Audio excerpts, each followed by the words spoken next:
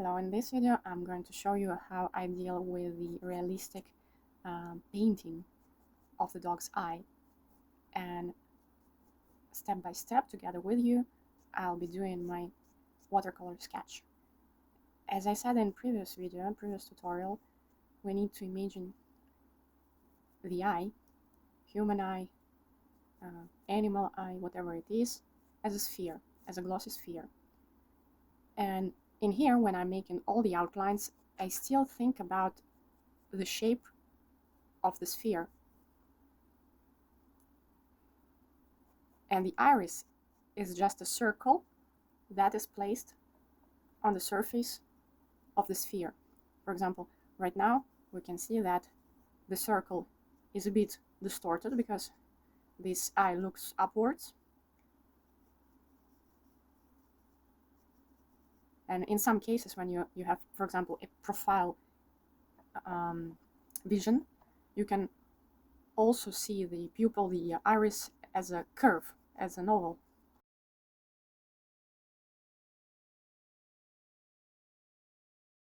So I'm starting with an underpainting right now, and what I recommend you to do, considering the professional approach, is to cover all the blank areas to create a certain color harmony. It can be a very approximate color harmony with an approximate tone. I'll be showing you colors that I choose and mix on these tasting papers. It can be not enough contrast, initial color harmony, but it must give you some sort of explanation of relationship between colors of your future painting. So, for example, I can see that on the reference, the area of my dog's iris is ginger. There is obviously the variety of color inside, but now I want to keep it really simplified for the underpainting. So I apply the first layer, it is watercolor, so I reduce the intensity knowing that there will be other layers. I apply the first layer on the iris. And yes, of course, there will be other inserted, merged colors, tones and shades. Yeah, I start this variety even now, but just for the sake of the pleasant color without going too much into details. Yeah, because we will make pretty colors with game of their relationship later. Now we need to make an underpainting. Underpainting can be with simple colors, primitive colors, simplified, and without a strong contrast. So you will be able to increase this contrast later in dark areas. And with watercolor, it is important because you cannot use the white color, and all the light areas you need to keep really light from the beginning. So what I mean is not to overload them with your pigment. Even now, for example, you can notice on the reference this part of the iris, some sort of black circle, is really intense, but now on the stage of underpainting, I keep it really light. It is watercolor, not to risk. I can keep it like this and make it more intense later.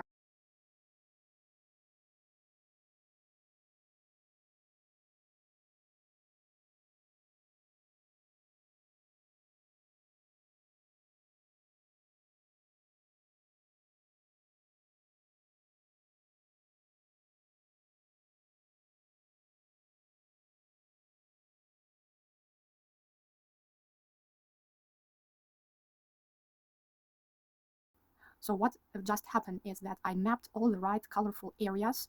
I named colors with right mixes and placed those mixes into their places according to the reference. I still can continue to work on this etude sketch. What I would elaborate in here is the quantity of colorful spots I can find in the glossy sphere of this eye. So for example, let's analyze my painting together. I can see that on the left edge, on the left edge of iris, I have a greenish spot. We don't need to know what it is as a reflection. We just need to name the color, make the right mix, and place it in the right location where it should be in our glossy surface of an eye. You can imagine it, as I said in another video, as a Christmas bulb. And in here, for example, I can see some curved, lighter lines. And what I do is that I take just water, I take off excessive drops, and I kind of wipe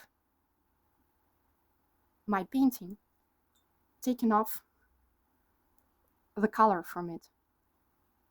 This approach works with watercolor attention. It will not work with acrylic, for example.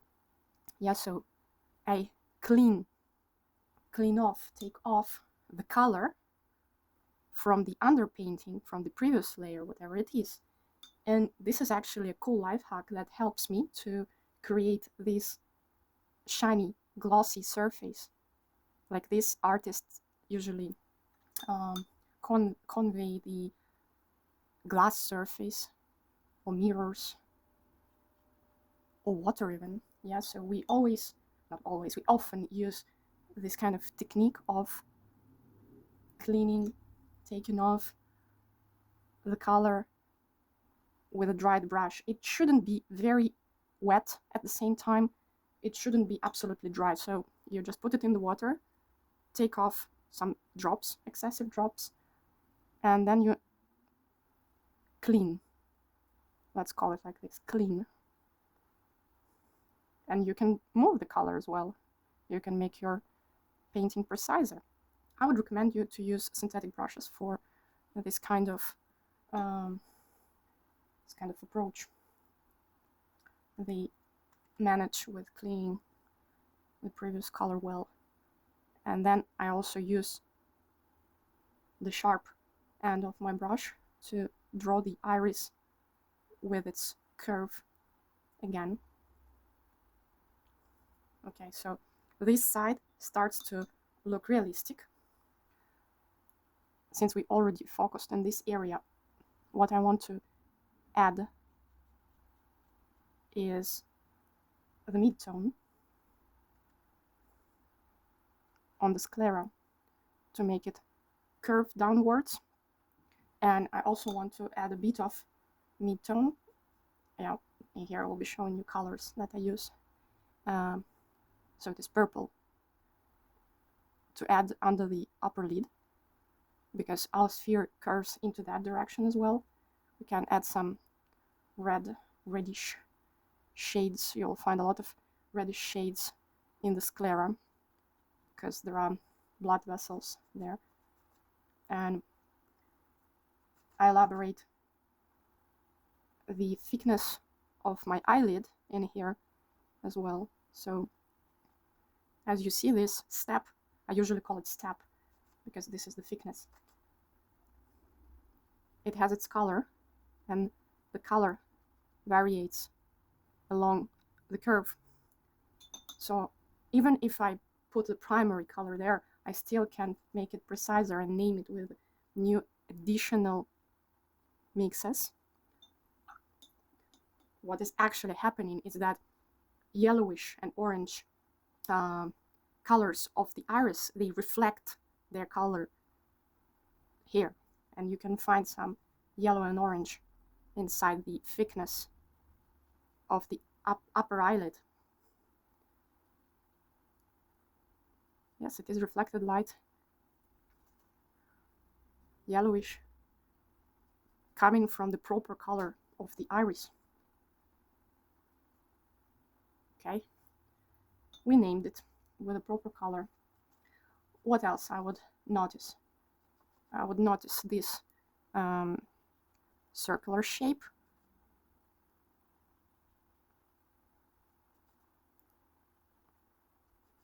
It's purplish. In here, both eyelids merge.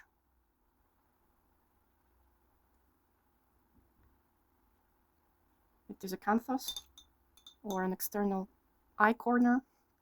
And also we can elaborate our skin and fur around it. So we have some terracotta around, which is darker.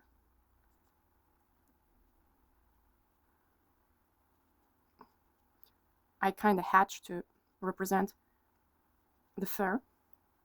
And in here we have a lighter part with tiny hairs. And this plane, it bends towards the thickness of the lower eyelid. And in here we can find bluish shades.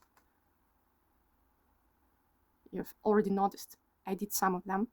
So what we need to do is we need to analyze what we have, what kind of reflection it is. Mostly we can see it as the sky.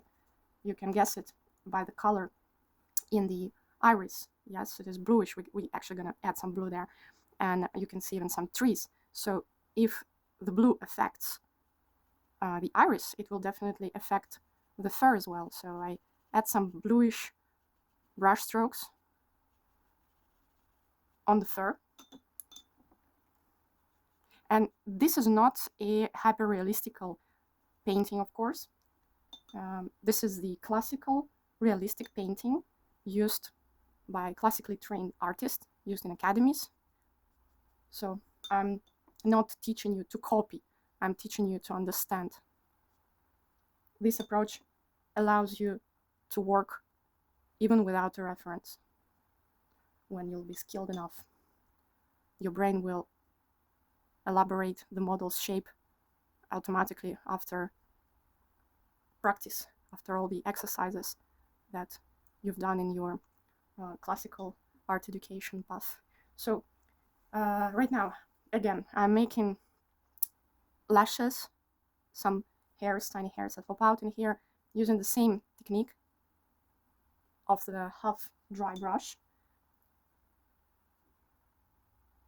It creates a realistic feeling for our eye.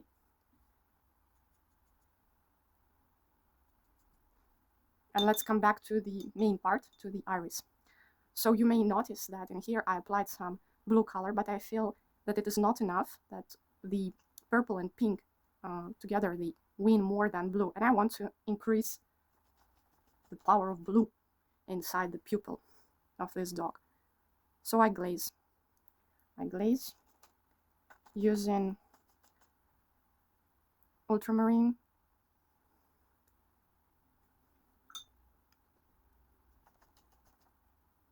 it can be cobalt as well. And I also see some blue shades here.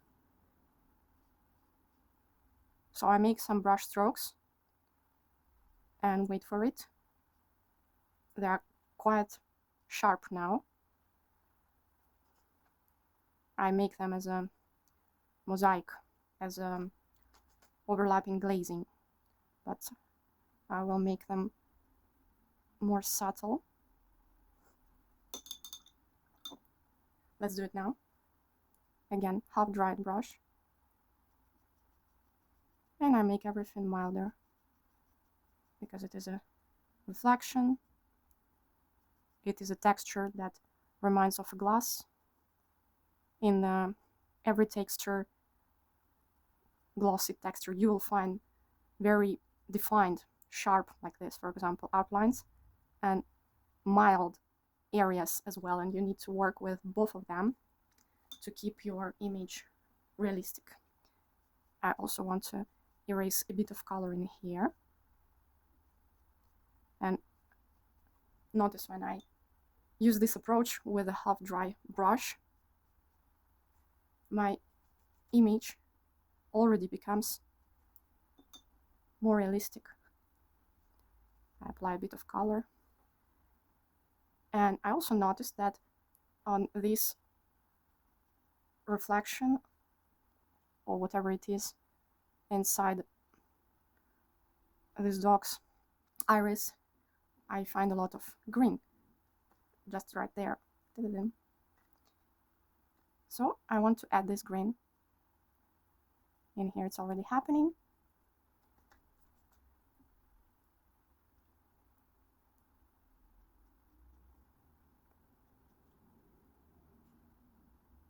Actually, this part looks like a precious stone that vibrates with different colors. You may find a lot of colors in here, not only green. And by the way, my perception of color can be different from yours and can be varying. It depends. First of all, on your screen settings. Second, on your personal perception of the color and other psychological matters.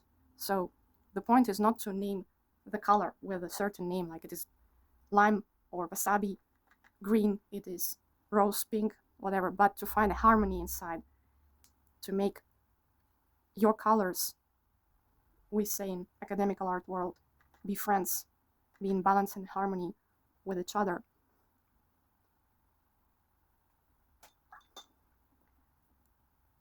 So I found some greenish shades, and to complete this perception of the precious stone, I also would like to add some red as well. Don't be afraid to play with color, even to use a strong, pure color. So I add variations of purple, of red in here in the reflection, and this is what exactly makes it alive and realistic. You also can see some red in here. It's the shadow. There are two human beings standing there. So I add some red into this shadow.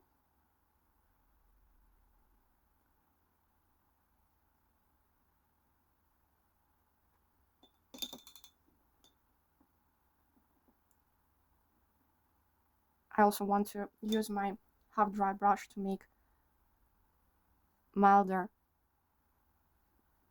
color relationships in here, to make my brush strokes merge inside. So everywhere where I can see edgy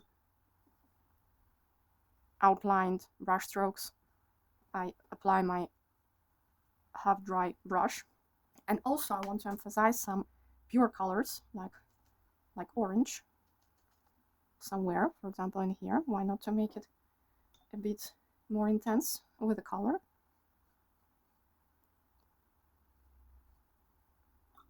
So I make it wet again, and then I apply almost pure pigment with a bit of yellow as well.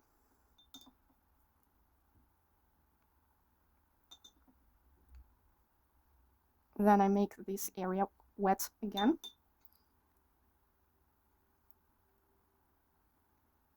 I keep the highlight and I apply more intense colors there.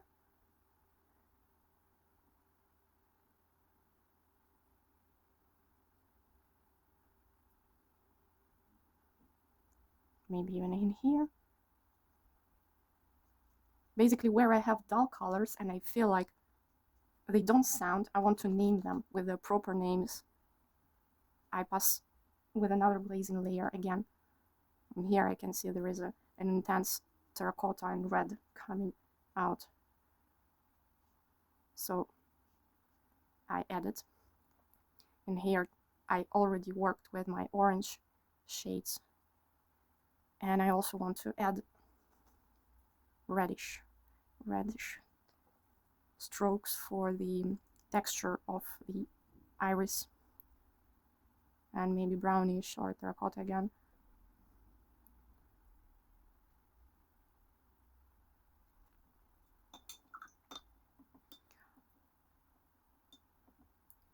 I still feel that I don't have enough of blue, so I prepare my blue, but I don't make the brush too wet.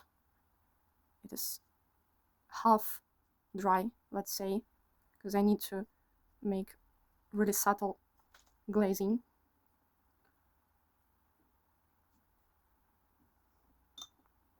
Just to make the eye look more realistic. Also, I'd like to elaborate this part. Let's make the area where I'm gonna work a bit wet again, but not excessively, without any drops.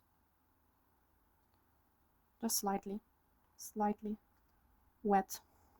And then I add more pigment, more intense pigment, following the texture, the pattern of the dog's iris. I can see red in here.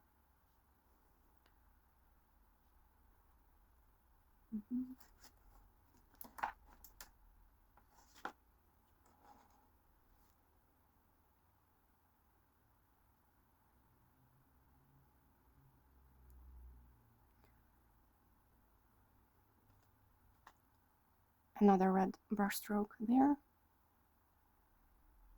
Some lines, more patterns and lines and dots of the texture you'll find there, better and realistic your painting will be.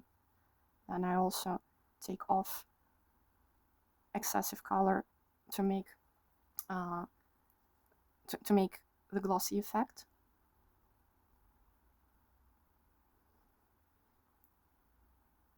Here I have some reflections of lashes, and they're actually greenish.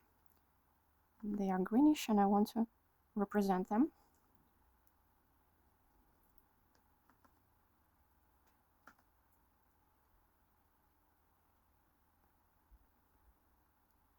So you don't have to be photographically precise. The reference helps you to understand the reality and leads you towards its colors. But it doesn't mean that you should be trapped there representing precisely each reflection of the lash, of an eyelash, of the tree, for example.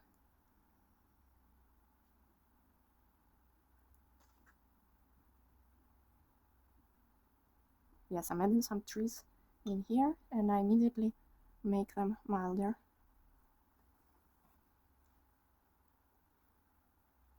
Some touches for eyelashes again.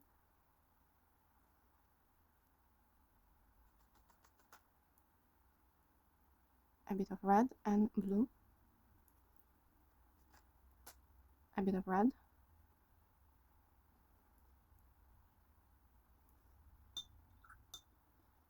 And this area I made previously executing the underpainting in a dark green, and I'm not satisfied now with its color. It can be dark green still, but I want to make it more pure and well pronounced, like that. So what am I doing in here? I'm searching for reflections, for color areas, spots, lines, dots. I'm being very precise with their research. I mean, I can make variations where to place them, but I notice their colors and shapes, and this type of thinking helps me to make the realistic eye. For the most intense part, darkest part, I use magenta mixed with let's call it grass green. So it's not black. I do not recommend you to use pure black pigment. It looks cheap and dull. And if you want to create an intense pigment yourself, you can mix burnt umber and natural umber, and you can play with purple and ultramarine. You see, it's enough. I don't need to use black in here. Maybe again some shapes of branches.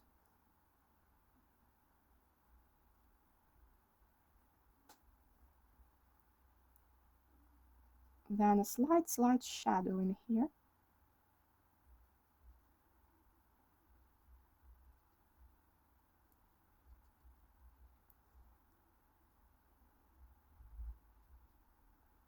The tear duct has some reflections. It is purplish, but still quite dark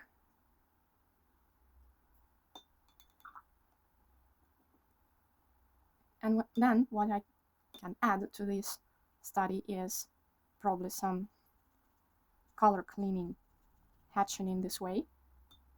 You can see it exists on the reference to emphasize the motion of the upper eyelid and the eye socket. And also maybe here I have a bit of a yellowish mix. I would like to keep it more close to the original reference, which has this rust terracotta color.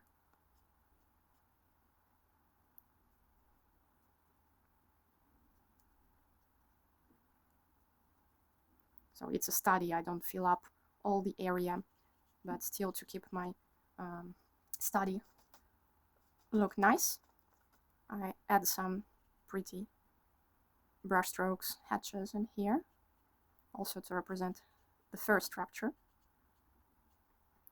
Here I follow the logic of purple and blue, mostly.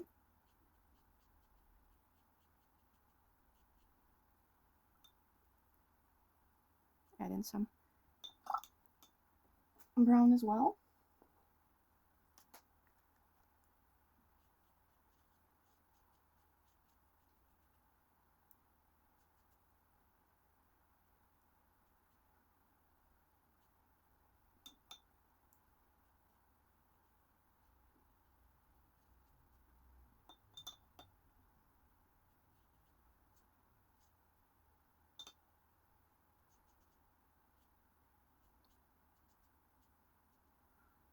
Well, now it looks pretty on the bottom part, and my study is pretty much done. I hope you enjoyed this lesson. I'll be happy to answer your questions below in comments. Stay with us, subscribe.